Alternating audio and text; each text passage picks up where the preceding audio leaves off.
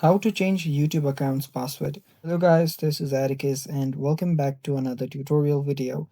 In today's video, I'll teach you guys how you can change your YouTube account's password. So without any further ado, let's dive right into it.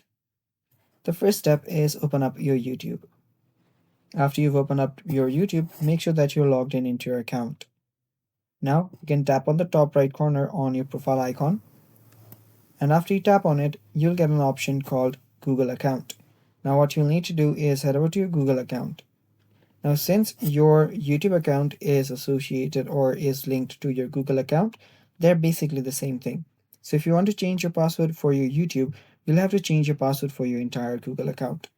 Now to change your password for your Google account, what you'll need to do is after you're on your Google account, head over to security. So head over to security right here. And after you're on your security, you can scroll down. And after you scroll down, you'll see password.